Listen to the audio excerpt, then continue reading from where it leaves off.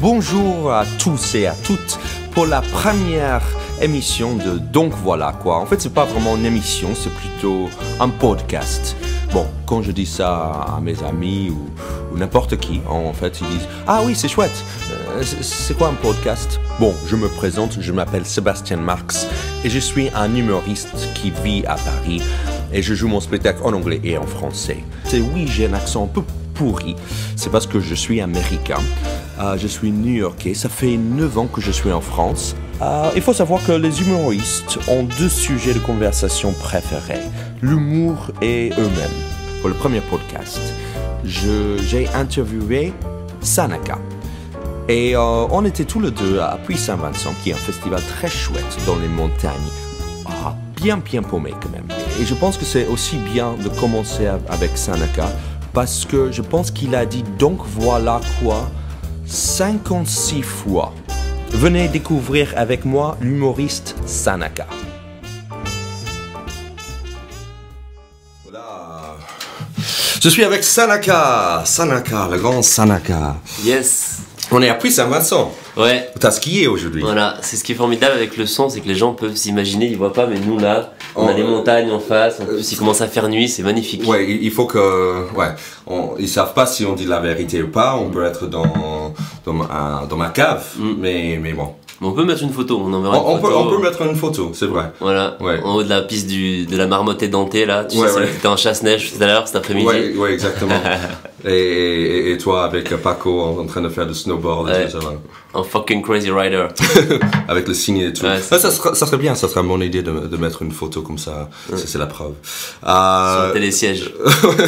J'ai fait ça aujourd'hui parce que bon, il faut avoir toujours une preuve d'où on est. Ça te plaît d'être ici en fait? Grave, moi j'adore. Moi, je fais entre autres ce métier pour ça, tu vois, pour aller rencontrer des gens dans des festivals. En plus le ski, moi je kiffe parce que j'étais animateur en village vacances, donc j'ai fait 2 saisons d'hiver. Je me suis mis au snow et voilà, j'aime tout ce qui est à la montagne. La montagne elle-même, la neige, le côté blanc, tu vois. Tu viens d'où? Tu viens de là? Saint-Étienne, je suis pas très loin de la montagne, j'étais à 3 heures, donc j'y allais quand j'étais petit en colonie, mes parents m'envoyaient en colo. Ouais.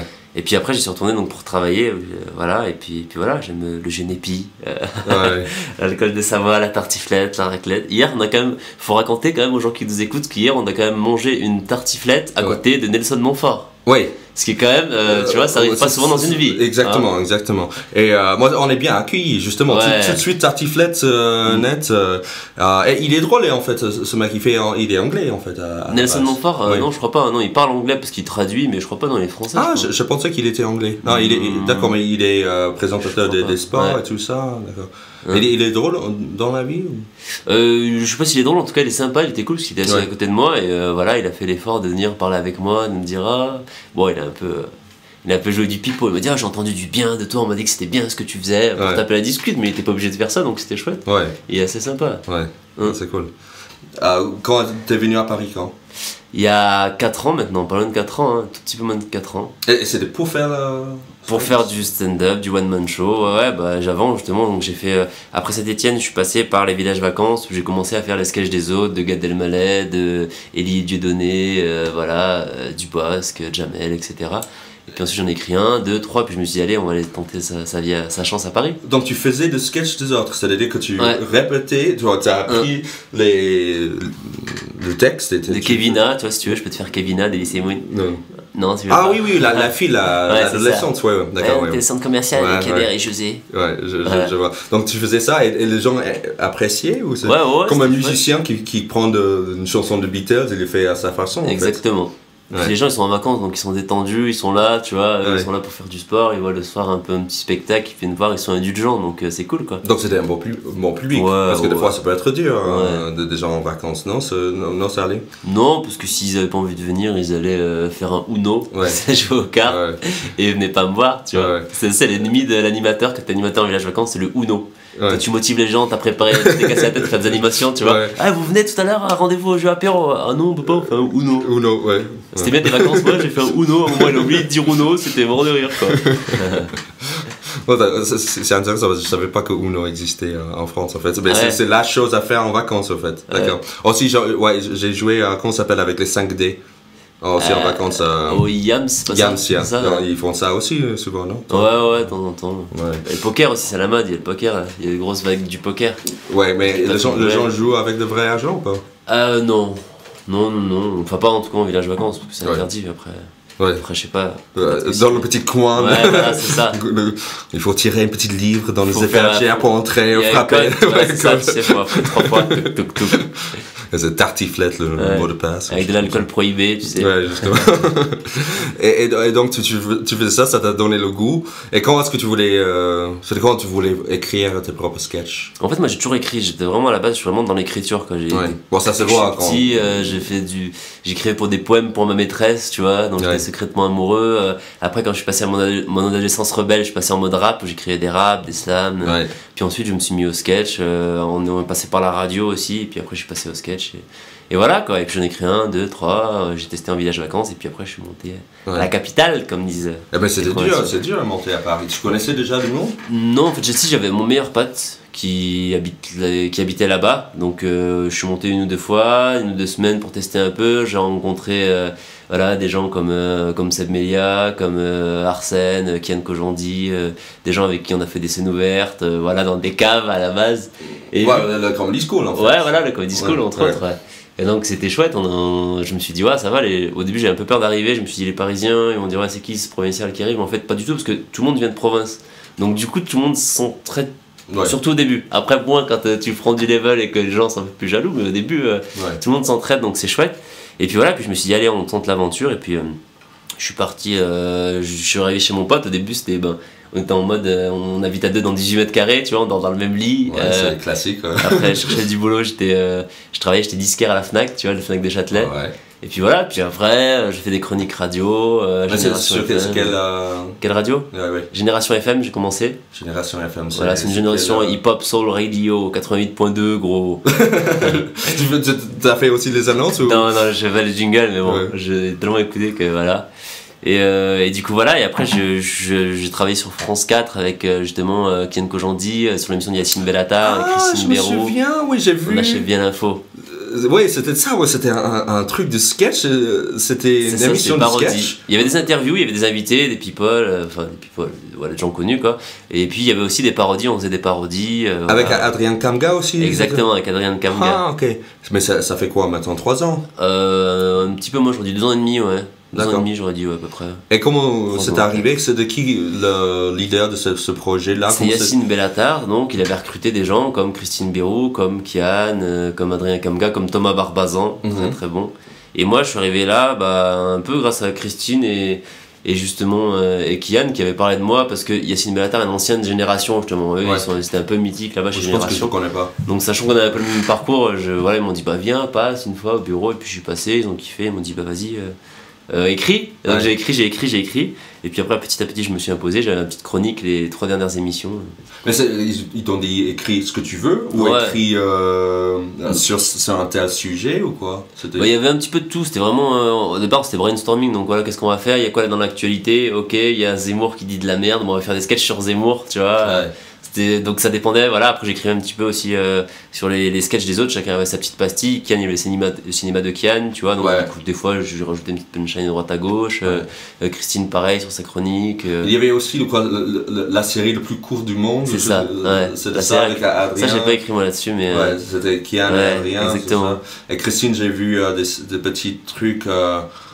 journal intime. C'est ça, c'était la chronique culturelle, et puis il y avait un truc aussi, comment c'était Sex in the Christine. C'est une parodie de Sex in the City. Et on avait fait un truc aussi qui était hilarant, enfin, moi c'est ce qui me faisait le plus rire, c'était 11 secondes avant le 11 septembre.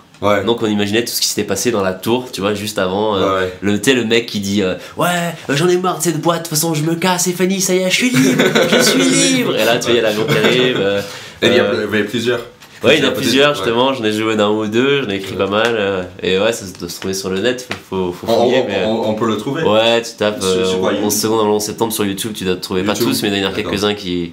Voilà quoi, mais c'était vachement, mine de rien, c'était vachement violent, parce que c'était quand même sur le 11 septembre, sur les morts, on avait l'image de l'avion qui rentre dans les tours, et c'était une belle émission quoi, et...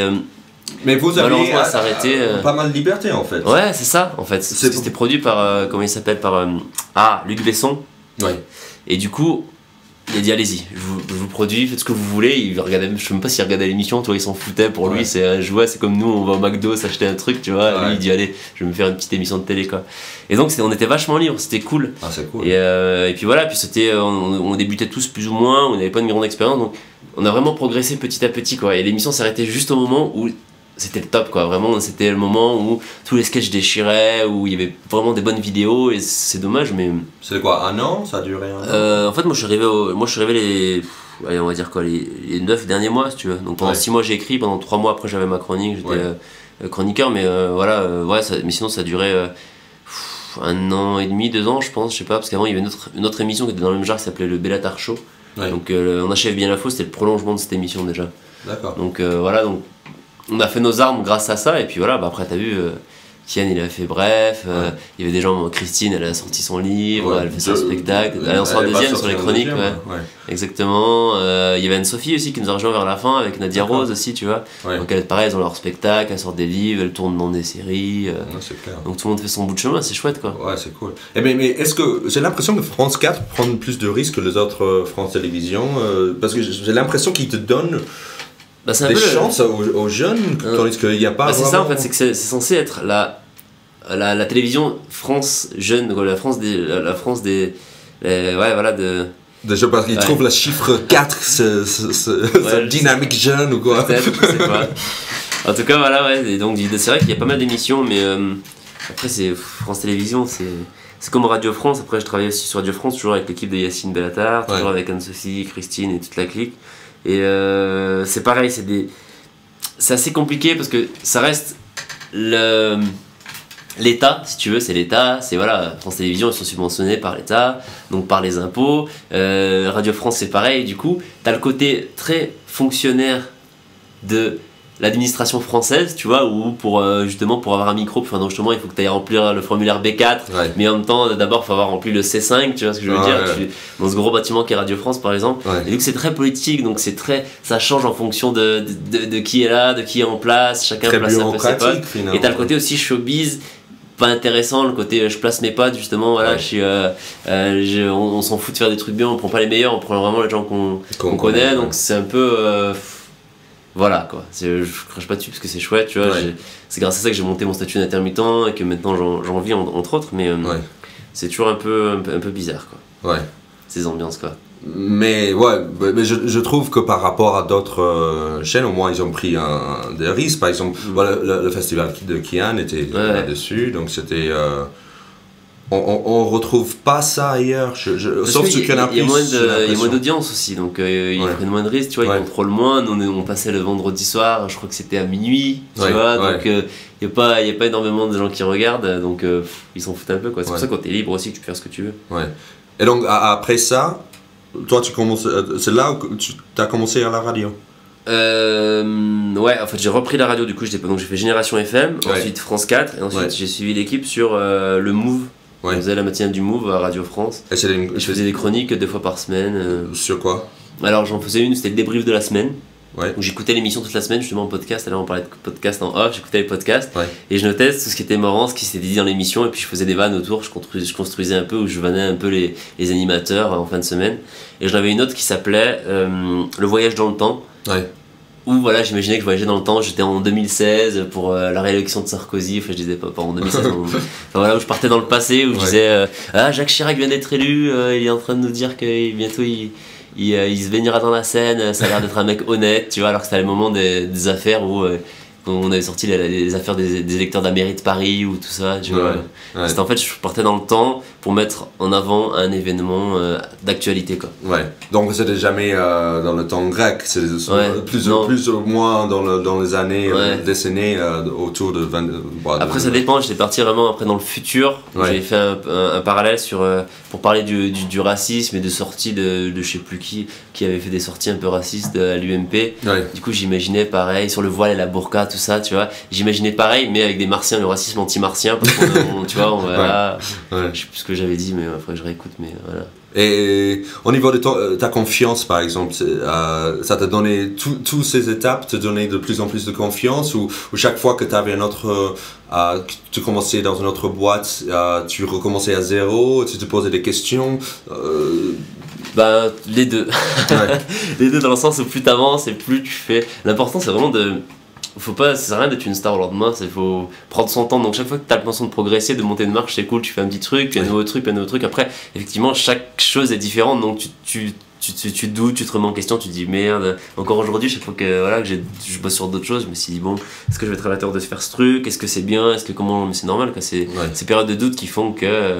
Mais à force, maintenant avec le temps, je sais que. Avant je doutais, maintenant je sais que ces périodes de doute sont nécessaires pour créer, pour avancer. Donc je me dis bon, sois patient, ça va arriver, tu vois. C'est fou comme ça. J'ai l'impression qu'après un moment, quand tu comprends comment ça marche, ces petites vagues de doute avec vagues de confiance, tu vas prendre mieux, quoi. Tu vas prendre mieux. Et on peut utiliser ce doute pour. Exactement. Comme petite essence pour progresser. Ouais, c'est intéressant. Et donc, bon, maintenant, depuis quand tu fais un one donc, alors, mon one, en fait, ça fait. Celui-ci, il est tout neuf. On va dire que c'est mon. Voilà, tu vas. Deuxième, même si pour moi, c'est toujours mon premier. C'est-à-dire que tu sais commencer le one, tu fais un one, après tu changes un sketch, après tu en changes deux. Ouais. Donc, c'est toujours le même spectacle, mais qui a complètement changé, qui n'a plus rien à voir avec le début. Mais celui-ci, il est vraiment neuf, quoi. J'ai vraiment retravaillé, parce que je joue au Paname, tu connais très bien, tu joues. Et donc Paname, j'étais très stand-up, très van, micro, machin. Puis je me suis dit bon, c'est chouette, c'est cool, mais c'est vrai que des bons spectacles de stand-up à Paris, il y en a pas mal, quoi. Et puis j'avais envie de rethéâtraliser un peu le truc, avoir un vrai fil conducteur, une vraie mise en scène, d'être au théâtre avec des rideaux rouges, enfin tu vois ce que je veux dire. Mais donc tu changeais parce que tu voyais le marché, tu avais l'impression qu'il y avait trop de stand-up, ou parce que tu en avais marre du... Les deux. Les deux, parce que aussi il faut trouver son créneau, il faut se trouver sa patte et son univers, mais aussi parce que j'en avais marre de faire de la vanne pour de la vanne, tu vois. J'ai été voir d'autres spectacles ou d'autres choses qui m'ont un peu aussi ouvert un peu l'esprit et qui m'ont dit ouais putain, j'ai plus envie de faire ça que ça, quoi. Et donc par exemple, qui est ton... Si tu as des idoles ou des gens que tu trouves en ce moment qui fait des choses que tu aimerais faire? Moi j'aimais beaucoup, des gens un peu qui sont un peu décédés aujourd'hui. Et tu vois, je suis plus dans les old school, tu vois, des mecs comme Andy Kaufman, tu vois, Lenny Bruce. Plutôt américain. Ouais. Au début j'ai commencé avec mes idoles vraiment quand j'étais ado, c'était moi je du milieu hip hop, donc c'était IAM, NTM, Funky Family, tout ça, donc des gens déjà assez engagés un petit peu avec du texte, avec des choses, tu vois, comme ça, donc il y a toujours ce côté un petit peu engagé. Après je suis passé à donc l'humour, donc Elie Dieudonné, Jamel, Gad, voilà, et puis après bon j'ai effacé tout ça et je suis parti du côté des Américains, Chris Rock, Dave Chappelle, et en fouillant en plus, en remontant un peu, je suis remonté à Richard Pryor, Lenny Bruce, Andy Kaufman, des gens qui étaient ailleurs, en fait, ils étaient loin dans leur tête, tu vois, c'était pas comme aujourd'hui où tout le monde a un peu la même forme d'humour. Eux ils s'en foutaient. Andy Kaufman, il faisait des trucs de malade, lui, Man on the Moon, quoi. Exactement, mais c'est une bête à part quand personne n'a compris ça. Voilà quoi, c'est ça que j'ai envie de faire. Mais bon, je dis pas que j'arrive à le faire, loin de là, mais je veux dire, des trucs un peu plus barrés, un peu plus. Qui sortent un petit peu de l'ordinaire, quoi. Et puis aussi parce que j'ai grandi moi aussi, je suis un petit peu plus mature, donc forcément ton spectacle évolue avec ça aussi. Et surtout aussi, sûrement t'as plus de confiance aussi, parce que des fois c'est pas évident, c'est pas facile d'être un handicap. Mais il a fait des choses qui demandent beaucoup de culot, des fois c'est vraiment beaucoup de nerfs, tu vois, et donc il a pris de risques. Et des fois, il n'y a pas reçu de rire, tu vois. Des fois, les gens étaient offensés. Mais il croyait quand même en lui, il continuait, quoi. C'est vrai que nous, des fois, quand on commence, t'as tendance à te réfugier derrière ce qui marche. Le rire, ça te réconforte. Tu cherches pas autre chose, quoi. Parce que pour trouver, il faut chercher. Donc forcément, pour chercher, il faut prendre des bides, tu vois. Donc voilà, quoi. Comment tu... Par exemple, ce nouveau spectacle, tu écrivais à peu près tout de ton côté ou tu testais petit à petit sur des plateaux? Non, je testais pas parce que... Voilà, j'avais des sketchs qui étaient rodés, qui ont intégré mon spectacle, et puis j'en avais d'autres que je testais dans mon spectacle, parce que je trouve que de tester comme ça un sketch tout seul, c'est un peu les retours que tu auras du public, c'est sur ce moment-là, avec ce soir-là, voilà. Alors que quand c'est intégré dans ton spectacle, tu peux voir, il y a des choses qui peuvent marcher dans un spectacle, et pas forcément scène ouverte, tu vois. Et donc moi j'étais plus dans cette optique-là, j'ai beaucoup bossé avec, j'ai rencontré... c'était il y a un an, ma metteur en scène qui est Eva Darlan, qui était dans un jury d'un festival des arts burlesques, voilà, elle avait vécu, elle m'a proposé de faire ma mise en scène, donc on a fait un vrai travail, on est parti s'isoler pendant une semaine, on a fait que travailler la mise en scène, elle m'a donné des pistes des thèmes de spectacle qui me ressemblaient, j'essayais vraiment de trouver une identité, et donc on a écrit autour de ça, et puis voilà, donc on a fait pas mal de séances de travail, de répétitions, mais au final on n'a pas fait j'ai fait une avant-première direct sans avoir testé. Allez, j'avais testé quoi 5 minutes du spectacle. Ouais. Il y avait peut-être un sketch classique, mais sinon le reste c'était vraiment que du neuf, que de l'écrit. Est-ce que tu avais le track? Comment Non, parce qu'elle m'a donné une puissance en fait. C'est-à-dire c'est la première fois vraiment que je travaillais avec quelqu'un qui est réputé un peu dans le milieu. Tu vois, tu connais pas, c'est plein de temps, mais tu vois, c'est une ancienne comédienne qui a travaillé sur Palace, sur plein de choses, qui a fait plein de téléfilms et qui a une vraie assurance, et du coup qui m'a transmis ça, qui m'a fait répéter. Et du coup, t'as l'impression d'être prêt en fait, tu vois ce que je veux dire? Ouais. T'as l'impression d'être prêt pour cette représentation à ce moment-là. Ouais. Donc c'était la première fois que j'avais le bon track, dans le sens où j'avais envie d'y aller dans des coudres, tu vois, genre, comme un boxeur, un peu j'ai envie de monter sur le ring, aller faut y aller, tu vois. Et c'était chouette, et j'ai fait ça au théâtre de 10h, et c'était blindé, c'était cool. C'était quand? C'était fin juin, le 26 juin si mes souvenirs sont exacts. Ouais. Donc c'était l'avant-première, il y avait plein de potes du One, il y avait aussi pas mal de professionnels, il y avait aussi des gens qui me suivent un petit peu maintenant à force, c'est ma petite clientèle. C'est clair. Donc c'était un bon mix et c'était chouette, et voilà. C'était cool quoi. Et donc le retour était positif? Ben c'était déjà au niveau on avait blindé, on a même refusé des gens, c'était vraiment blindé chez Mané, alors qu'au départ on savait pas trop, tu vois. Et puis à la fin, voilà, je me la pète un peu, mais Standing Ovation, tu vois, sur une avant-première, les gens se lèvent, tu te dis c'est cool, tu vois. Surtout qu'en plus il y avait des gens du milieu, donc ils connaissent, tu vois. Il y avait c'est vrai que c'est des copains aussi, donc forcément ils sont plus indulgents, mais même c'est des copains qui sont dans l'humour, donc tu vois, t'avais Arsène, Bérangère Kiev, Christine Bérou, Anne-Sophie, mon pote Farid, tu vois, Farid Chavek, qu'est-ce qu'il y avait encore, je sais plus, enfin il y a plein de monde, et donc des gens qui ont vu des spectacles, donc c'était vachement enrichissant. Après voilà, j'ai senti que c'est une avant-première, donc il y avait plein de choses à affiner, mais j'ai senti que le spectacle il était là quoi. Il y avait juste à le sculpter et à l'affiner pour le... Et donc ça sera où après? Donc là j'ai recommencé ce spectacle là au théâtre Le Bout j'ai pris en septembre, j'ai recommencé en septembre. Là j'ai jusqu'à fin juin, là je viens de re-signer, comme on dit, succès prolongation. Donc voilà. C'est quel jour? Tous les mercredis à 20h. D'accord. Donc c'est une toute petite salle, Le Bout c'est 50 places, mais c'est très bien pour roder. Moi je suis encore en rodage dans mon spectacle, je suis encore en train de changer des choses. Et voilà, et c'est très bien. Je préfère une petite salle où chaque semaine j'ai du monde et je peux jouer, qu'avoir une grande salle. J'ai fait une exceptionnelle au Temple il y a pas longtemps. Parce que si de temps en temps de faire une exceptionnelle à Showcase, tu ramènes des pros, il y a du monde, puis tu te fais plaisir dans une plus grande salle. T'es pas produit toi?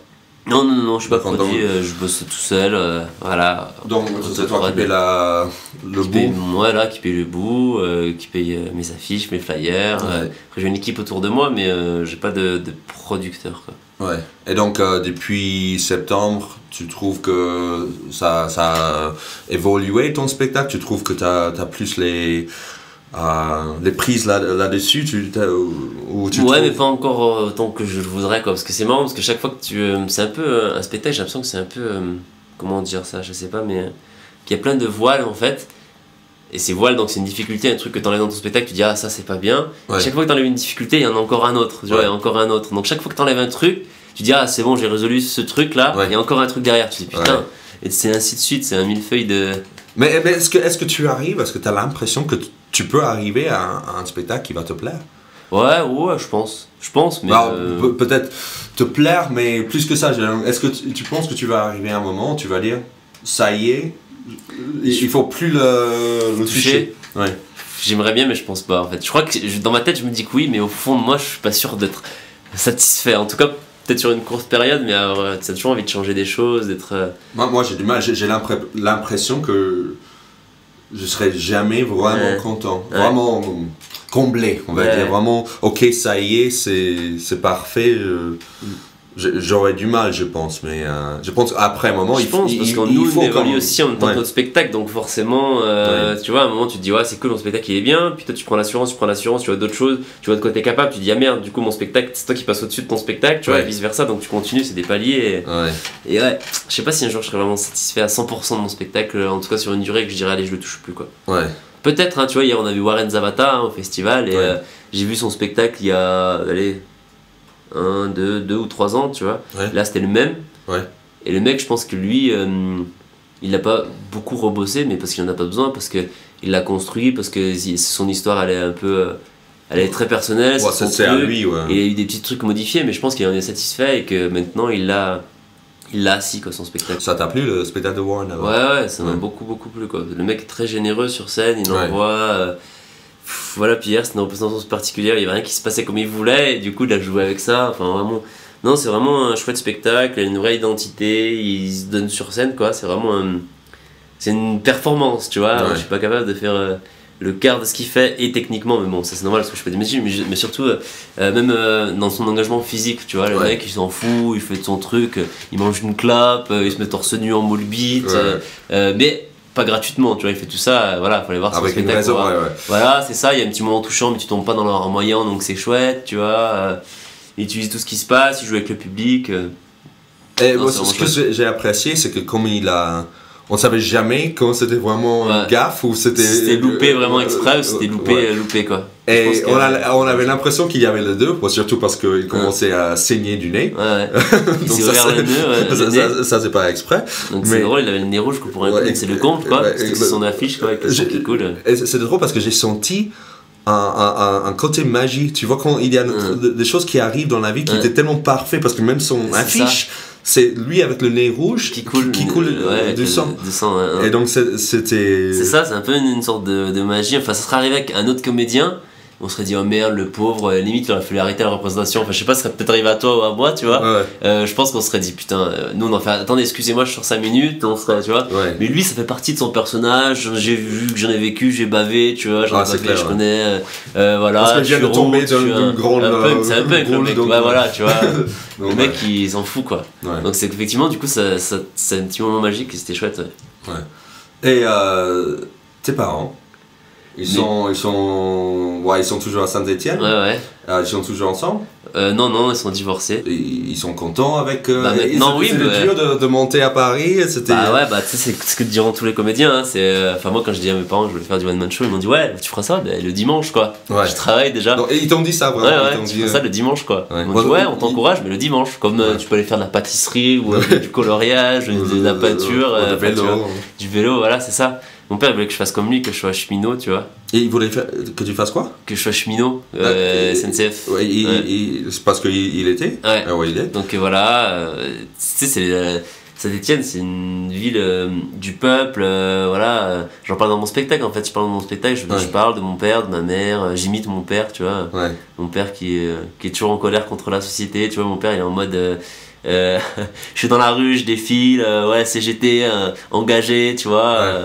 Je combats le pouvoir, la société de consommation, tu vois. Il est toujours énervé dans mon spectacle. Je comprends pas. Je comprends pas qu'on peut laisser faire ça. Je comprends pas. Et du coup, je l'ai mis dans mon spectacle. Et la dernière fois, il a vu mon spectacle. La fin, il m'a dit n'importe quoi. N'importe quoi, c'est pas vrai. Je suis pas comme ça. Donc c'est cool. Et je parle de tout ça. C'est drôle parce que c'est vraiment un peu les clichés surtout. Qu'on a aux États-Unis de l'Europe, on voit l'ancien école, celui qui la génération qui travaillait vraiment manuellement, qui était vraiment c'est ça. On dirait presque qu'il travaillait dans la mine, tu vois. C'est ça, mon grand-père travaillait à la mine. Mon père travaillait vraiment dans la mine. Parce qu'il y a une grande mine à Saint-Étienne. Ma grand-mère elle travaillait à l'usine, et ce que je dis dans mon spectacle, tu vois. Après je dis ma mère elle est caissière de supermarché, je mets la musique de Samuel Barber, tu sais, c'est des violons très tristes, donc je dis un peu de charbon pour nous chauffer, enfin j'exagère, tu vois le truc, mais voilà quoi. T'as des frères et sœurs? Ouais, un petit frère et une petite sœur, l'aîné. Et tu vois, en plus t'es l'aîné, t'es l'exemple pour les autres. Et ils ont suivi des chemins classiques, hein. Mon frère il est infirmier, et ma petite sœur elle est encore dans les études. Donc, et ils sont là-bas? À Saint-Étienne toujours. Et donc ça te manque la vie là-bas ou? De temps en temps oui, mais... Tu y retournes régulièrement? J'y retourne de moins en moins malheureusement, mais parce que j'ai pas mal de taf et de dates à droite à gauche, donc je peux pas y retourner autant que j'aimerais, mais là j'étais pour les fêtes bien évidemment. Mais j'essaie de redescendre une fois tous les 2 mois, tous les 3 mois on va dire, 2 mois à peu près je redescends, donc voilà. Ma mère elle est contente quand j'ai un spectacle pas loin, parce que juste pour me voir, tu vois. Mais j'ai vu, tu fais de temps en temps, tu descends pour faire des spectacles là-bas, non? Ouais, de temps en temps, mais moins qu'avant. Avant j'avais une scène, je faisais venir, d'ailleurs je crois que je t'avais proposé de descendre, je sais plus, pour une scène qui n'était pas dispo, je sais plus. Je pense. Et j'ai arrêté parce que j'avais plus le temps, et que voilà, je faisais ça pour faire bouger un peu ma ville, parce que voilà, Saint-Étienne c'est une ville assez paradoxale en fait, dans le sens où il y a beaucoup d'artistes, culturellement c'est c'est une ville qui bouge beaucoup, tu vois. T'as des gens comme Muriel Robin, elle vient de Saint-Étienne, tu vois. Bruno Gassio, donc dans l'humour t'as des gens comme ça.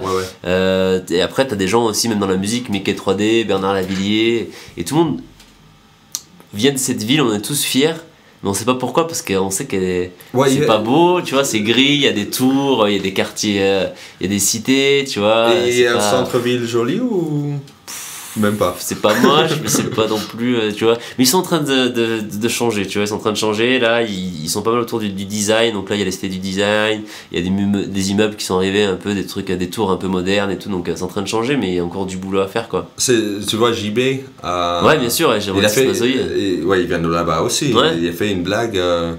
c'est New York et la ville qui dort jamais. Saint-Etienne, c'est que c'est jamais réveillé. Ouais. J'ai une vanne aussi dans mon spectacle où je dis il n'y a rien à faire à Saint-Etienne, sur le guide du routard Saint-Etienne, il n'y a qu'une phrase: que faire le soir, attendre le lendemain.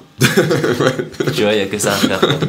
Et pourtant, on l'aime notre ville, on en est fiers, tu vois, mais on ne sait pas pourquoi, quoi. Et c'était dans quel club, ou c'était une salle que tu connaissais, où tu organisais les... Ouais, c'était un endroit qui était très comédie club, et voilà, il m'avait proposé d'animer des soirées, donc je faisais ça une fois par mois, puis après une fois tous les 2 mois, puis après j'ai arrêté. Ouais. Et donc j'avais pas le temps. Tu invitais tes amis de Paris? Ouais, voilà, j'ai fait descendre... Tu peux demander, les 3/4 des humoristes de Paris sont venus, tu vois, j'ai fait descendre... Moi j'ai vu Farid et... Ouais, bah, son Farid, lui c'est un Stéphanois, tu vois, donc il est né là-bas aussi. Farid Ah d'accord. Ouais, Farid, j'en parle dans mon spectacle aussi, je parle de mon pote Farid. Avec Farid, on se connaît depuis très longtemps, en fait, on s'est rencontrés à la Michel des Tilleuls. D'accord. J'en parle dans mon spectacle, tu vois, je disais que lui il faisait de la Nancy Pop, moi je faisais du rap à l'époque, justement, j'en parlais tout à l'heure, tu vois. Et il est monté en même temps que toi ou avant? Un petit peu avant, mais pas pour lui c'est pour le taf, et il faisait pas encore de one-man show. Enfin, en tout cas très peu. Ouais. Et moi je suis arrivé un peu, c'est moi qui l'ai ramené dans les scènes ouvertes, machin, et voilà, maintenant il fait son bout de chemin. On a beaucoup joué ensemble, on faisait une demi-heure chacun au début quand on n'avait pas un spectacle complet. Ouais. On a joué au Comedy Club ensemble, Lequel? notre spectacle. Au Jamel Comedy Club. Ah d'accord. Jamel Comedy Club, on a joué une demi-heure chacun sur un showcase. Voilà, donc on jouait beaucoup ensemble au Pranzo aussi, mythique Pranzo, avant qu'il s'effondre. Ouais. Et voilà, donc ouais, de Saint-Etienne, j'ai fait descendre, ouais, bah, je sais pas, tu vois, Kéron, encore une fois Kian Navo, Christine, Nadia Rose, Mohamed Noir, Michael Montadir, je sais pas, tu pourrais me citer des noms, je te dirais oui, j'en suis sûr j'ai fait descendre beaucoup de monde, quoi, donc c'était chouette. Voilà, on passait un week-end ensemble, on rigolait, et puis voilà.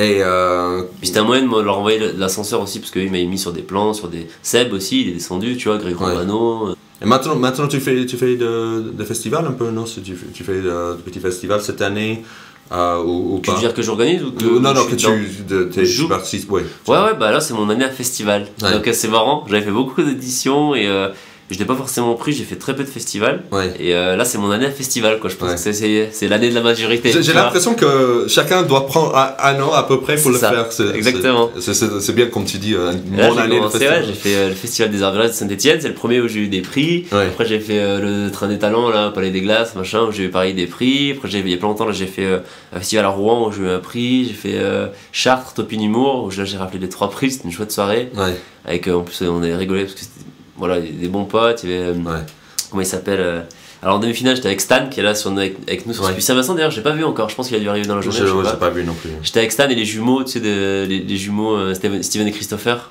qui sont chez Ruquier. Tu connais pas? Non, je connais pas. Très sympa, tu vois, et en finale j'étais avec Clara Gasneau, super sympa. Et comment elle s'appelle? Ah, j'ai oublié une fille du Nord, Émilie Delettrez. Ouais. J'ai croisé plusieurs festivals avec qui je m'entends bien aussi, et il y avait Tom Villa, donc c'était des bonnes ambiances, donc c'était chouette, tu vois. C'est ça qui est agréable avec le festival, mais c'est fou à quel point que le milieu c'est pas très grand finalement, on se recroise, on se connaît presque tous. C'est ça qui est cool, tu te recroises tout le temps, voilà, là c'est pareil cette semaine, tu vois, il y a Anne-Sophie, il y a toi, il y a Paco, il y a Alex Barbe, il y a Karim Duval. Et puis il y a des gens qu'on connaissait pas et qu'on apprend à connaître sur ce festival, tu vois, donc ça aussi c'est cool, quoi. Ouais. Donc c'est chouette. Et ouais, après là j'enchaîne, moi je fais beaucoup, comme je t'ai dit, je suis attaqué sur la montagne, là je fais un festival d'Arèche-Beaufort. Ouais. Et après je fais aussi Senas, je vais faire le festival aussi vers Angoulême, un truc perdu, pareil vers Poitiers, entre Poitiers et Angoulême. Ouais, j'entends, il y a... Sauzé-Vosset, festival Sauzé-Vosset, il y a qui avec moi, il y a... Je crois qu'il y a Laurent Arnoux, pote de Strasbourg, je sais pas si tu connais. Non, franchement, je donne ton contact, il fait des scènes justement un peu comme je faisais à Saint-Etienne, des scènes Comedy Club, et j'envoie toujours des gens, et voilà, j'ai envoyé Farid, j'ai envoyé JB il y a pas longtemps, et il va là. donc je donnerai ton contact, c'est chouette, c'est cool, tu passes une bonne soirée, c'est pareil, c'est bon délire et tout. Et pourquoi cartonnerait bien là-bas. Donc tu aimes faire le festival, bon cette année tu t'es dit ok je le fais pour le kiff ou pour rencontrer les gens ou c'est un peu de tout? Tout ça, c'est tout ça, tu vois, c'est comme ici, on fait du ski, c'est chouette, là tu vois on fait des interviews improvisées, c'est cool, hier soir on dansait sur du Thriller de Michael Jackson avec Tex, tu vois, c'est drôle, on boit des coups, voilà, et puis aussi le concours, c'est sympa, tu rencontres toujours 2-3 pros, des festivals, il y a toujours des gens d'autres festivals qui te ramènent sur d'autres festivals, avec un peu de chance tu gagnes un prix, donc c'est cool, tu peux, soit ils te rappellent pour jouer ton spectacle l'année passée, comme toi, tu vois, cette année, c'est sympa, donc ce qui arrive c'est que bénéfique quoi. Et par exemple là pour le concours ici à Puy-Saint-Vincent, tu vas faire des choses de ton spectacle actuel ou tu vas prendre des choses de ton ancien non, c'est que des choses actuelles. Ouais. T'as du mal des fois à choisir entre... j'ai du mal à choisir dans le sens où... Là par exemple maintenant j'ai mon passage de 20-25 minutes qui est carré, que je fais tout le temps, en scène ouverte ou en plateau, machin, c'est cool. Mais par contre, là c'est 2 fois 20 minutes, donc il faut... c'est spécial. Parce que le problème c'est de sortir quelque chose d'un spectacle, c'est toujours un peu bizarre, t'as des running jokes qu'il faut que t'enlèves, parce que tu vois, voilà, puis t'as des trucs qui sont très... justement dans mon nouveau spectacle, contrairement à avant c'était plus de la vanne, et maintenant dans mon spectacle il y a des trucs qui sont très mis en scène et du coup tu peux pas forcément jouer qui n'aurait aucun sens un peu en festival, tu vois, donc c'est pas évident de faire son choix quoi. Tu joues un personnage dans son nouveau spectacle j'en joue 3 personnages, c'est court, c'est à dire qu'à chaque fois c'est pour mettre en situation un sketch stand-up que j'ai fait avant, mais j'ai 3 personnages qui durent 2-3 minutes, des sketchs de 3 minutes sur 3 personnages. D'accord. C'est cool, j'ai hâte. Je voulais m'y frotter parce que je me suis dit, Van, je sais faire, tu vois. Qu'est-ce que je sais pas faire? Jouer des personnages, allons-y, avec mon metteur en scène, on a bossé, et voilà, c'est vachement intéressant. Donc tu aimes te donner des défis en fait? C'est qu'une fois que t'as franchi une étape, faut aller à l'autre, parce que sinon tu t'ennuies vite quoi. Tu t'inquiètes toujours par rapport à, par exemple, tes parents, ça va, c'est cool maintenant. C'est le fait que maintenant tu gagnes ta vie, ils sont... ils te laissent tranquille, c'est grave. Ou ils essaient toujours de te dire, bon, quand même, ça sera bien de... Non, au contraire, ils sont au taquet. Mon père, voilà, quand je joue en spectacle à Saint-Etienne, il ramène tous ses collègues. La dernière fois, il me dit, bon, j'ai 36 réservations. Donc maintenant, il est fier. Bien sûr. Et il est là, et il est bientôt en retraite. Donc, ce qu'il veut, c'est il commence à me dire, bon, je pourrais t'accompagner sur les festivals, les trucs. Calme-toi, papa, tout de suite. Tu vois. Donc, c'est chouette, quoi. Il me pousse, mais voilà. Quoi. Et donc, c'est quoi tes buts pour l'année qui vient, ou choses comme ça? T'as des... Là, c'est Avignon, déjà. Dans ma tête, je suis déjà... T'aimerais faire Avignon? D'ici là, mais je fais Avignon, en fait. J'ai déjà signé avec la Tache d'encre. Avec justement Alexandre Barbe. Je dis pas de bêtises, je crois qu'il est là-bas. Hein. Je crois qu'il y a Alexandre Barbe. Il y a aussi Antoine Chomsky. Je vois. Yannick. Je vois, donc on a une chouette équipe, on joue à la Tache d'encre, un petit théâtre, 50 places. Donc pour... vous louez le truc ensemble? Parce que j'ai jamais fait... juste qu'ils ont fait une programmation un peu... avec des gens un peu... Ils ont essayé d'avoir une ligne directrice dans leur programmation. Mais... Donc c'est eux qui cherchaient des artistes ou c'est toi qui... Avignon, c'est tout l'inverse de ce qui se passe dans le reste de la France, quoi. Avignon, c'est toi qui relance, allez, donnez-moi ce créneau, machin, je vous fais un chèque tout de suite, parce que forcément tu payes ta salle, tu payes ta com. Avignon, c'est un endroit pour se montrer, et puis pour jouer aussi, parce que tu joues tous les soirs, tous les soirs c'est ton horaire, mais par exemple je suis à 21h, je joue tous les soirs pendant un mois, donc forcément tu rôdes aussi dans t'apprends, t'as pas mal de pros qui viennent te voir, de festivals encore une fois.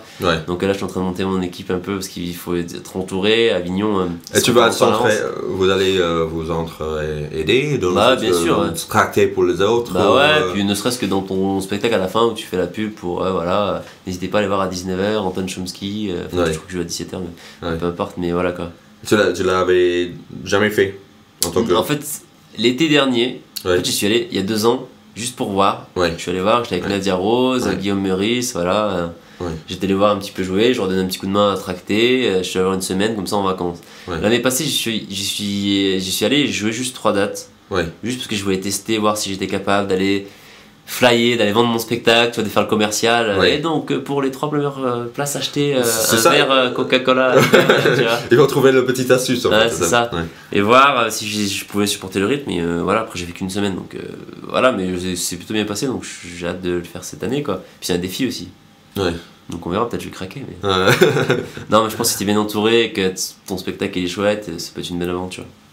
Et il y a T'as un but d'être produit ou t'es tranquille? J'aimerais bien, mais c'est pas ma priorité. Donc, si c'est pour être produit, comme certains potes, tu vois, qu'ils ont mis dans un placard et qui te font des contrats où ils te donnent 200 € alors qu'ils en touchent 2000 sur la soirée, qui te font faire des trucs Saint-Julien-Molette à l'arrache, tu vois, ça m'intéresse pas, quoi.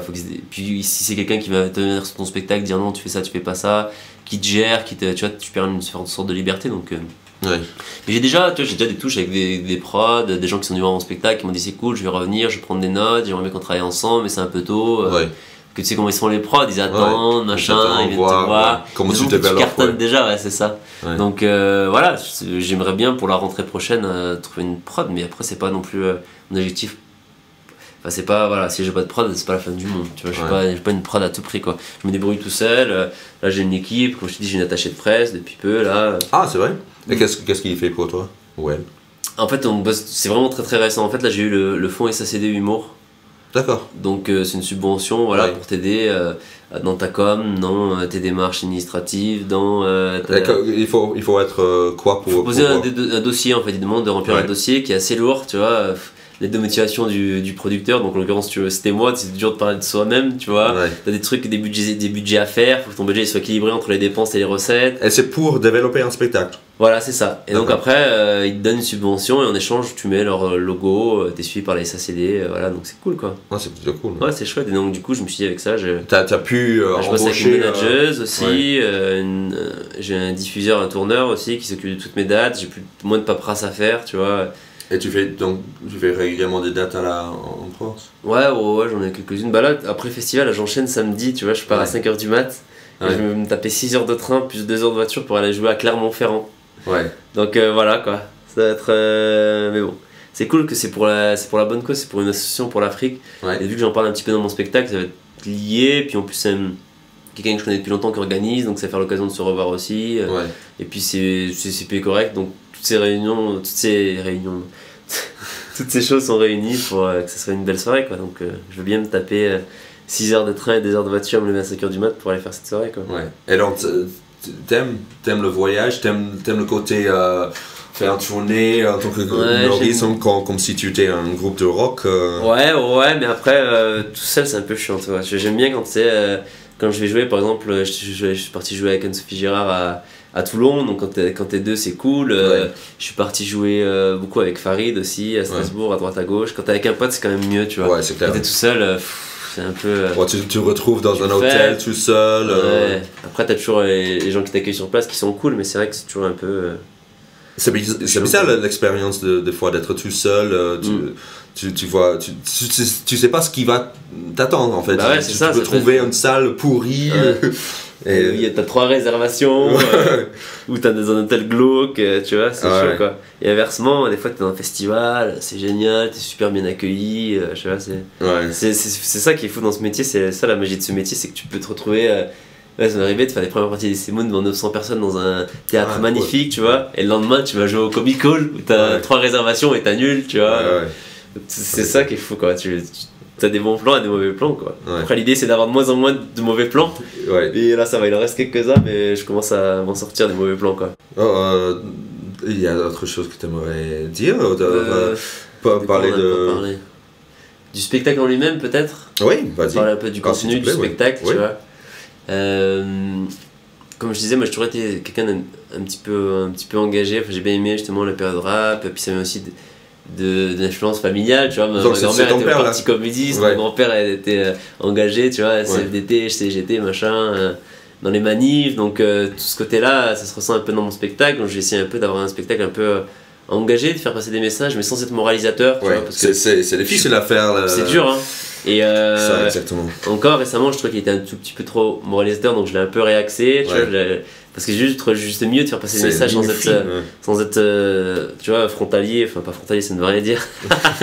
J'ai compris. Frontalier, c'est un pays frontalier, sans être merde, enfin sans te faire d'affront, enfin j'arrive pas à trouver mon mot, mais voilà, quoi. Et donc l'idée c'est de passer un message, mais sans être moralisateur, juste faire réfléchir un petit peu, pourquoi pas, en plus, mais d'abord, avant tout les gens viennent pour rire, donc l'idée c'est de les faire rire, mais si tu peux amener une petite réflexion, ça peut être sympa, tu vois. Donc j'ai essayé un peu de réorienter mon spectacle là-dessus, Et donc toi, tu es engagé plutôt au niveau des problèmes sociaux, ou plutôt environnement ou Non, c'est des problèmes de société. Vraiment, moi, c'est sur le vivre ensemble, quoi. Parce qu'aujourd'hui, en France, t'as plein de gens, ils n'arrivent pas à vivre ensemble. Tu vois, encore aujourd'hui, il y avait les mariages, les manifestations anti-mariage gay. C'est-à-dire que les mecs, ils se sont levés à 5h du mat, tu vois, de Bordeaux, ils ont pris le train, ils ont payé leur billet pour aller manifester contre ça. C'est-à-dire qu'à quel point ils sont, tu vois. Mais ça c'est le grand ironie de la France, à mon avis. C'est un pays laïque. Mais pas du tout. Finalement, il y a une partie qui n'est pas du tout. En fait. Bah ouais, parce que chacun, enfin, tout le monde se bat contre son voisin, et donc voilà, moi je suis un peu. Dans mon spectacle, par exemple, j'ai des thèmes sur le vivre ensemble, tu vois, sur j'ai grandi dans un quartier populaire à Saint-Etienne, je traînais qu'avec des rebeux, tu vois, je dis quand j'étais petit je voulais être arabe, donc je fais c'est l'intégration inversée, tu vois, je faisais le ramadan, tu vois, c'est pour ça que j'explique que j'ai ce corps maigre, tu vois, j'explique que je faisais plein de choses avec mes potes rebeux, j'ai des sketchs aussi sur... j'ai un personnage justement, un mec qui a une agence de voyage qui s'appelle Les Croisières Clando, où il fait passer les clandestins en France. Je pense que j'ai vu ce sketch. Ça fait. Tu l'as fait au Paname sur un plateau, je pense. Ouais, peut-être. Je l'ai fait vraiment à la fin, mais ouais, au Bordel Club. Je pense que j'ai vu une première fois que tu l'avais fait et tu étais content et c'était très bien. C'était très bien passé. C'est bien écrit. C'est vraiment. Donc j'ai ça, j'ai aussi même des sujets sur. En fait, tous les gens qui ne peuvent pas forcément. Qui n'ont pas forcément la parole, tu vois. Puis en fait, un combat, tu vois, que ce soit le combat anti-racisme ou le combat des femmes aussi, tu vois, parce que les femmes, elles vivent la misère, même si aujourd'hui l'égalité commence à arriver, il reste encore plein de choses, tu vois. Donc, et je trouve qu'un combat, il est jamais aussi efficace quand il est mené par quelqu'un qui n'est pas concerné, tu vois. Donc moi, je me permets de prendre la parole en tant que rebeu alors que je le suis pas. Je me permets de faire une fille aussi qui est en boîte de nuit, qui se comporte comme nous, des fois on se comporte les mecs, tu vois, on est hardcore, on dit t'as vu son cul, machin, et je lui dis qu'est-ce que ça ferait si c'était l'inverse, tu vois. Donc j'ai ça aussi, dans mon spectacle j'explique aussi que j'écris une lettre à un petit africain dont je suis le parrain, tu vois. Et je dis c'est chaud, qu'est-ce que tu veux dire à un petit africain, tu vois, ça va, et cool, bah nous écoute c'est cool, on est à la neige, on mange une raclette et toi, alors tu vois. Donc j'ai ce combat là aussi, en fait. Tout le long de mon spectacle, je fais un tableau parce que j'explique que quand j'étais petit, tout le monde me dit d'où ça vient Sanaka. Donc pour savoir d'où ça vient Sanaka, il faut venir voir le spectacle. Donc je dirais pas pourquoi. Parce que dans ton ancien spectacle, tu non, je sais pas. Non. Et maintenant j'explique ce que tout le monde me demandait pourquoi. Donc je dis bon, une fois pour toutes. Maintenant c'est mon argument marketing. Je dis venez voir mon spectacle, vous saurez pourquoi Sanaka. Ouais. Et donc Sanaka c'est. C'est mon pseudo. Ouais. Comment est-ce que tu as développé ce. Bah c'était quand j'étais plus jeune, justement je vais pas tout dévoiler, mais en gros ça fait longtemps, hein. Quand j'étais à la radio j'avais déjà ce pseudo, quand je faisais du rap j'avais ce pseudo, tu vois. Même si tu cherches bien, tu peux retrouver un CD où il y a featuring Sanaka, tu vois, 2 morceaux, je faisais du rap, donc c'est resté quoi. Et le vrai pourquoi, faut venir voir le spectacle pour le savoir, et puis voilà quoi. Bon, merci beaucoup. Merci à toi. C'était chouette quoi, donc maintenant il faut inverser un peu les rôles quoi. C'est moi je posais des questions parce que maintenant que je connais, que tu me connais, moi je te connais pas plus que ça quoi. Non, donc justement je veux que ça soit vraiment un dialogue, que je te pose des questions. Alors moi déjà je commençais par ta manière de travailler, parce que d'après ce que j'ai compris, ta manière de parler, t'as l'air très dans l'efficacité, dans le retravailler, réécrire dans la punchline, dans l'influence américaine, pas forcément parce que t'es américain, mais est-ce que par exemple t'aurais envie de faire d'autres choses que ça, c'est-à-dire pourquoi pas du théâtre très classique, ou je sais pas, être animateur, c'est-à-dire pas forcément faire des vannes, ou est-ce que toi vraiment ce que tu kiffes c'est le stand-up. Mon problème c'est un peu que personne va m'appeler pour ça, parce que à cause de mon accent. Mais est-ce que tu auras envie, c'est ça la vraie question. C'est-à-dire, est-ce que si on te propose et qu'on te dit, imaginons que demain on t'appelle, on s'en fout, quelqu'un se dit voilà, j'ai envie de faire ça, est-ce que tu fais ça? Si moi demain je t'appelle, demain j'ai des sous, je vais monter le Roi Summer de Ionesco, j'ai envie de faire le. Je pense que je ferai le Roi Summer parce que c'est la pièce préférée de ma chérie. Donc, juste pour ça, je le ferai. Mais pas trop. En fait, j'aime me lancer des défis. Donc, je pense que le défi de faire quelque chose qui me correspond pas du tout à la base, m'intéresse. Déjà. Je sais pas. C'est dur, c'est un don de soi, quoi. Faut se faire violence, quoi. Quand c'est un truc qui te ressemble pas.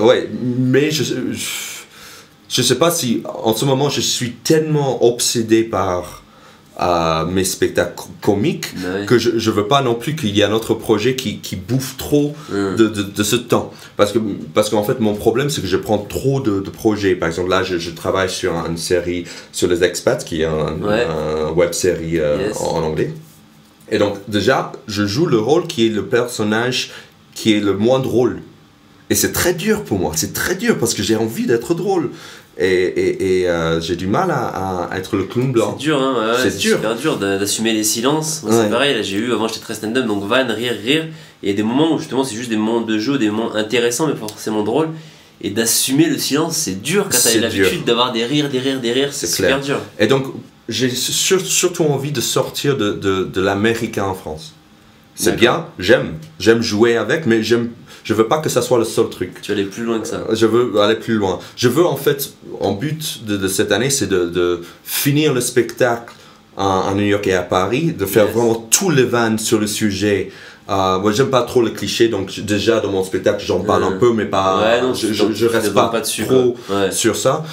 J'aimerais un peu lâcher ça de plus en plus et venir sur quelque chose de plus en plus personnel. Donc j'aimerais, le but immédiat, c'est plus d'aller plus personnel, que je commence à faire déjà, parce que ça fait 4 mois que je suis papa.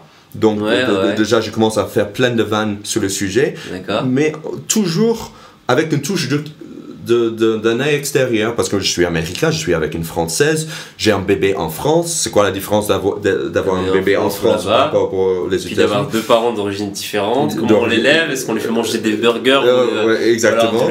Dans quelle langue on parle avec l'enfant? Donc tout ce genre de choses, excuse-moi, pardon. C'est mon papa justement. il a senti. Ouais, c'est ça. Je comprends pas que tu réponds pas. Je t'appelle. Sûrement t'es en train de faire de la cocaïne parce que t'es humoriste. Au téléphone, société de consommation, on appelle, ça fait des cancers du cerveau. Excuse-moi, je t'ai coupé. C'est sûr, donc c'est ton enfant. Ah tiens, tout à l'heure t'as parlé d'un truc qui m'a intéressé, t'as dit sur la cuisine, j'adore la cuisine. Tu cuisines toi? Je commence à. Ouais, en fait. Pas avant de venir en France, mais depuis que je suis en France, le fait qu'il y ait des plats qu'on peut faire facilement avec de bons ingrédients, tout simplement, oui, je commence à cuisiner. Ça fait quelques années maintenant que je cuisine et j'adore. Et toi? Et donc tu sais faire les biberons aussi? Non, je suis très fort en biberon. Moi, je suis fort ni en biberon ni en cuisine. Déjà parce que j'ai pas d'enfant, mais ni en cuisine. En fait, moi je ne cuisine jamais, dans le sens où c'est une histoire de temps en fait. J'aimerais bien, tu vois, mais je le fais jamais parce que. Je mange toujours à l'extérieur, j'ai la flemme, tu vois. C'est tellement un gain de temps, ça me permet de faire plein d'autres choses, d'aller, de manger, de payer, de repartir, tu vois. Par contre, j'aime bien manger, tu vois. J'essaie de manger un minimum équilibré, genre par exemple à midi sur les pistes, on a pris un burger avec des frites. Ce soir, je vais essayer de faire une petite salade, tu vois, équilibré quand même. Moi, je suis pareil. Mais voilà, je cuisine jamais parce que je suis toujours à droite à gauche, toujours en mouvement. Donc, moi, ce que j'aime faire, c'est une petite salade par exemple. Maintenant tu achètes des salades en sachet, et avec un bon fromage. Tu vas aller l'acheter, tu vois. C'est vrai. Moi c'est ça, je fais pas de courses. Alors, il y a des semaines où moi j'ai un budget bouffe de ouf quoi. C'est un truc de malade. Non, c'est clair. Mais à Paris, à Paris tout court, mais aussi dans ce milieu, des fois, c'est vrai, t'as même pas le temps. Puis tu fais des déj d'affaires aussi, tu rencontres des prods, des gens, tu parles autour, on se fait un déj, tu vois, tu bosses en mangeant aussi. Ouais, c'est clair, c'est une excuse pour un rendez-vous. Mais ça me calme aussi. De cuisiner. Des fois, quand je travaille chez moi, si je prépare une chronique, choses comme ça, des fois, le fait que déjà ma chérie elle cuisine pas du tout, donc ça me donne presque une excuse. Ok, on est deux, ça vaut le coup de prendre une demi-heure pour préparer, mais je me rends compte aussi que d'être manuel, de sortir de la tête, être manuel pendant une demi-heure, et c'est créatif, c'est très créatif. Je suis devant mon petit étagère t'as tes couleurs, j'ajoute, et des fois c'est n'importe quoi. Mais moi ce que j'adore c'est aller au marché par exemple, tu vois. Le truc que je fais c'est le dimanche matin aller au marché, tu vois toutes les couleurs, les bruits, les odeurs, je kiffe. Mais quand je vais en voyage, j'adore, je fais toujours les marchés, je kiffe ça. Je suis d'accord, et c'est quelque chose que la France est très bien pour ça. Même à Paris, c'est une grande ville métropolitaine, tu vois, c'est très cosmopolite, mais il y a des marchés dans chaque quartier, et ça, j'adore. Ça aux États-Unis, c'est rare. T'as le kilo de tomates pas cher, et d'un autre côté, tu connais les petites adresses, c'est chouette. Non, mais c'est ça que j'adore. T'habites où à Paris, toi déjà? 18e. D'accord. Pas trop loin, entre Saint-Plon et Jules Geoffrin. Ok. Donc, c'est quoi ton marché? C'est lequel ton marché? J'en ai deux. Et c'est drôle parce que j'en ai un sur Ornano. Ouais. Et un autre sur Ordinaire. D'accord. J'avais du mal à déjà différencier Ornano et Ordinaire. Ouais. Et c'est drôle, c'est Ornano, c'est très populaire. Ordinaire, c'est très bobo. Donc, si je veux un truc bio, je vais Ordinaire. Mais normalement, je vais sur Ornano. Il y a trois stands qui ont des choses de qualité. T'es assez bobo quand même un petit peu. Je suis très bobo. Moi aussi, hein, je suis très bobo. Moi aussi, alors, je suis en mode. Moi, je fais de l'autolib, moi par exemple. Toi aussi, okay, c'est rare. C'est vrai, toi aussi, c'est personne, c'est vrai, ça. C'est génial, l'autolib, on est d'accord. On le laisse. On va faire de la pub pour l'autolib. Ouais, je sais. Mais c'est drôle parce que je l'ai pris. Ma chérie, elle avait des doutes, tu vois. Ouais. Je trouve qu'il y a plein de monde qui sont sceptiques. Pourtant, le Vélib, j'adore. Déjà, le Vélib est très bien. Mais sauf que le Vélib, aujourd'hui, c'est galère parce que ils sont tous défoncés, t'en as plus si c'est trop en haut, t'en as plus, les places, tu te gares, il n'y a plus de place pour se garer, c'est la misère, les Vélib. Et l'autolib, mais on dirait le futur. Mais c'est ça. C'est ça. Ça me fait plaisir, là, je te jure, parce que tous les gens ils se moquent de moi. L'autolib, bobo. Tu vois le film Minority Report? Ouais, où il entre dans la voiture, et la voiture, tu dis je vais là, et avec le GPS, il y va. Là, t'as ton application iPhone, tu réserves ta voiture, t'es sûr d'en avoir une, tu réserves ta place, tu gagnes du temps. C'est écolo. Pas en journée, parce qu'en journée, c'est la misère, tu peux pas circuler. Mais le soir, après le spectacle, où t'as pas la tête à prendre le métro, faire 3 changements, tu prends ta petite autolib, ton petit GPS, tu roules, c'est silencieux, c'est écologique, comme tu dis, tu vois. Et c'est l'avenir. C'est l'avenir. On va faire des courses d'autolib. Ouais. En plus, ça marche pas mal pour une petite voiture. Et je trouve, et je prends le périph' avec, et ça va très bien. Ça avance. Et en fait, j'ai même fait des blagues là-dessus dans mon spectacle en anglais pour l'instant. Sûrement, je vais le faire en français. Et c'est l'idée, c'est que je l'ai pris, il y a très peu de gens, quand je demande au public qui a pris l'autolib, c'est rare que quelqu'un dise oui. Et je sais pas si tu as essayé, mais il y a le klaxon qui est pas un vrai klaxon. Ah non, j'ai jamais klaxonné. Il y a un klaxon. Si, pourtant, mais ça me. En fait, il y a deux, je pense. En fait, il y a un comme ça, il y a un d'un côté. En fait, je connaissais pas celui qui est au milieu, mais à côté. Et en fait, c'est une moitié klaxon, c'est-à-dire que ça fait un bruit de cigale. Ça fait. Ouais, c'est un bruit bizarre, ce genre. Et le problème avec l'autolib, c'est que c'est tellement écolo, tellement silencieux que les gens traversent la rue juste le premier jour, quand c'est sorti, il y a eu un accident, une histoire comme ça, un piton qui s'est renversé parce qu'ils n'entendaient pas. Parce que oui, on a plus l'habitude, on traverse la rue. Moi, je mets la musique à fond et j'ouvre les fenêtres. et donc, une fois, j'ai klaxonné avec ce bruit qui faisait. Le mec n'a pas réagi, il a juste sorti son portable. tu vois? Parce que c'est le bruit de la texto d'une cigale. La cigale et la fourmi, ok. Non, mais j'adore. Donc, oui, je suis très très bobo, mais je suis. Dernière question. Ouais. Tout à l'heure, tu disais que tu traduisais, tu allais peut-être traduire la vanne de l'autolib en français. Ouais. Est-ce que tu as déjà fait des vannes en français quand tu l'as traduisais, elle marchait pas en anglais et vice versa? Ouais. Et pourquoi tu expliques ça comment? Plusieurs raisons. Si c'est une vanne, tu connais mes vannes sur toute l'éthique de langage, donc voilà, mais bon, tout ça, je peux pas faire en anglais parce qu'il faut vraiment connaître la langue française ou les Français pour comprendre ces blagues.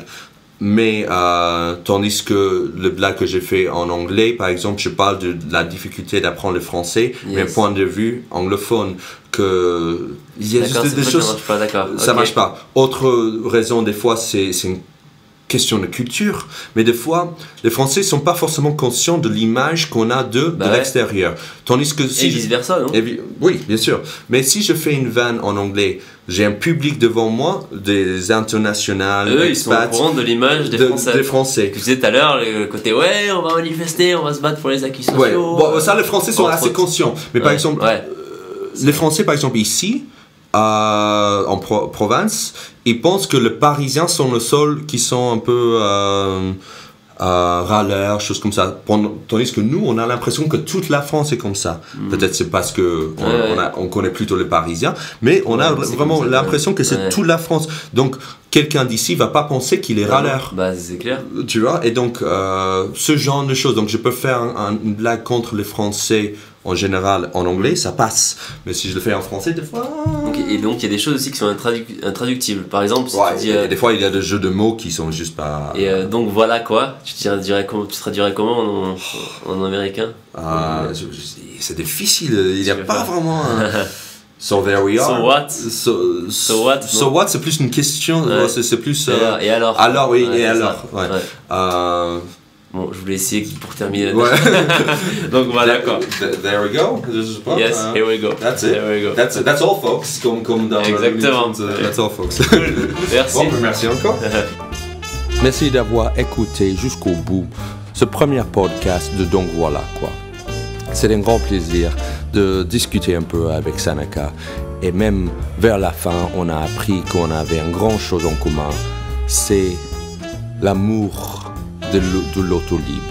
Si vous voulez avoir plus d'informations sur le spectacle de Sanaka, n'hésitez pas à aller sur son site sanaka.fr. Je suis allé déjà, il y a des vidéos assez sympas, d'informations, de photos, plein de choses bien drôles sur le monde de Sanaka.